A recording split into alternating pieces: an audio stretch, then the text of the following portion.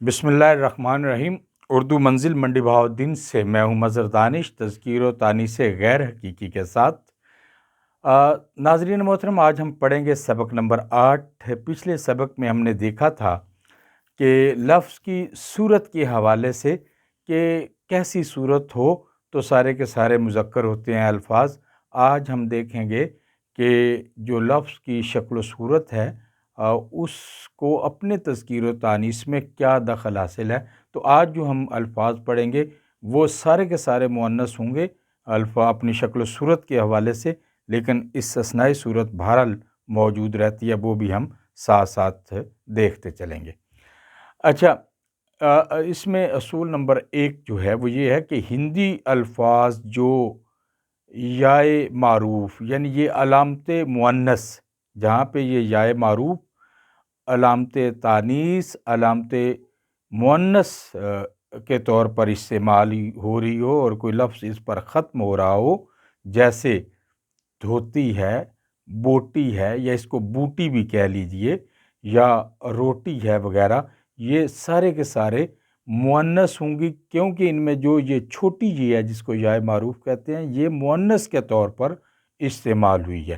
لیکن پانی اور دہی جو ہے یہ علامت مؤنث نہیں ہے، علامت تانیث نہیں ہے، تو یہ تو مذکر بولے جائیں گے، باقی سارے کے سارے الفاظ اس طرح کے جو ہیں وہ مؤنث بولے جائیں گے۔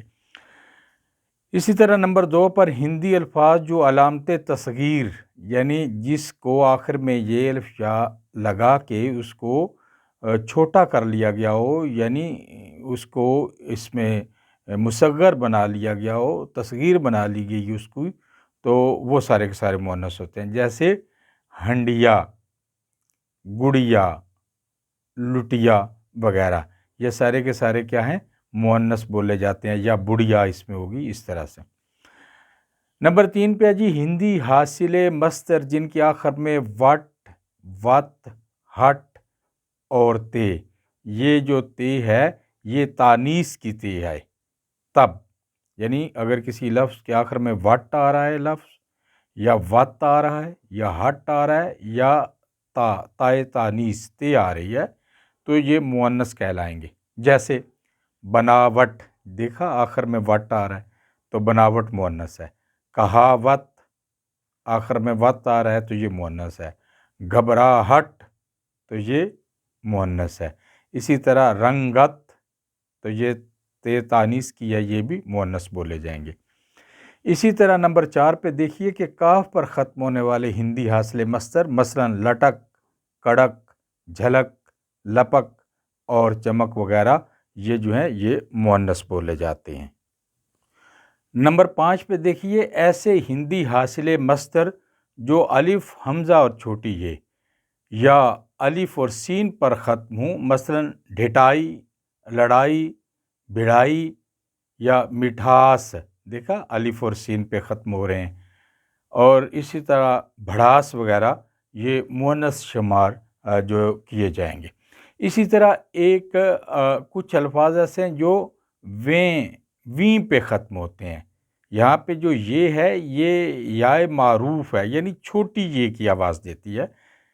جو ویں پر ختم ہونے والے اعداد ترتیبی جن میں نون غنہ سے پہلے یائے معروف، یعنی یہ نون غنہ سے پہلے یہ جو بیچ کی یہ ہے یہ یائے معروف ہے، یعنی چھوٹی یہ ہے، اور جہاں پہ چھوٹی یہ ہو وہاں پہ زیر کی آواز ہوتی ہے، مثلا ساتویں، یہ ساتویں نہیں، ساتویں، آٹھویں، نویں، ایسے تمام جو الفاظ ہیں وہ مؤنث بولے جاتے ہیں۔ اسی طرح نمبر 7 پہ دیکھیے کہ حاصل مصدر کا کام دینے والے لفظ مثلا دانست ہے، گذشت ہے اور فروخت، ایسے الفاظ بھی مؤنث ہوتے ہیں۔ 8ویں نمبر پر شین پر ختم ہونے والے فارسی حاصل مصدر مثلا گزارش، پرورش، کوشش، اور ایک تو یہ بھی یاد رکھیے کہ شین سے پہلے جو ایسے الفاظ شین سے پہلے ان جو حرف آئے گا اس کے نیچے زیر پڑتے ہیں، یعنی شین سے پہلے کیا ہے ریت، اور ایک کے نیچے یہ زیر پڑیں گے، جیسے گزارش، پرورش، پرورش نہیں پڑھیں گے، پرورش، کوشش، سازش، نازش، دانش، تو یہ اسی طرح کے لفظ ہیں۔ یہ مؤنث جو ہیں وہ استعمال ہوتے ہیں۔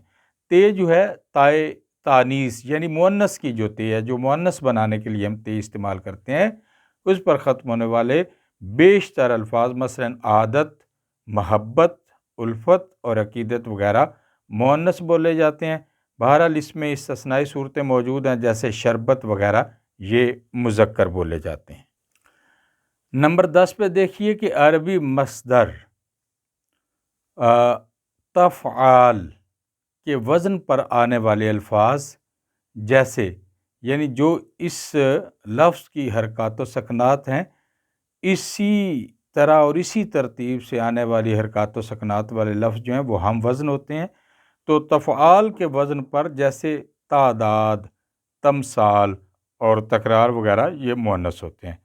اسی طرح 11 نمبر پہ دیکھیے کہ عربی مصدر تفعال کے وزن پر آنے والے الفاظ جو الف یا یا معروف پر ختم ہوں، مثلا تمنا، تسلی، ترقی، تشفی وغیرہ مؤنث بولے جاتے ہیں۔ اسی طرح عربی مصدر تفاعل کے وزن پر آنے والے الفاظ جو یہ پر ختم ہوں، یعنی یا معروف پر ختم ہوں، مثلا تلافی وغیرہ مؤنث ہیں۔ اسی طرح اگر آپ دیکھیں کہ نمبر 13 پہ عربی مصدر تفعیل کے وزن پر آنے والے الفاظ جن کا آخری حرف ہے نہ ہو، مثلا تنویر، تفعیل، تنویر، تصویر، تنظیم، تحریر، اس کو تحریر بھی پڑھ سکتے ہیں، تقریر وغیرہ، یہ ایسے تمام الفاظ جو ہیں وہ مؤنث بولے جاتے ہیں۔ فعلی یعنی پہلے حرف پہ زبر، دوسرا ساکن، تیسرے کے نیچے زیر، چوتھا پھر ساکن، تو اس وزن پہ آنے والے الفاظ جو ہیں یہ بھی مؤنث شمار ہوتے ہیں، جیسے فعلی، کبریٰ، صغریٰ، عقبیٰ اور دنیا وغیرہ، یہ سارے کے سارے جو ہیں وہ مؤنث استعمال ہوتے ہیں۔ ناظرین محترم، ویڈیو کو لائک کیجئے گا، شیئر کیجئے گا، اور جنہوں نے ابھی تک ہمارے چینل کو سبسکرائب نہیں کیا وہ یہ سبسکرائب کر لیں۔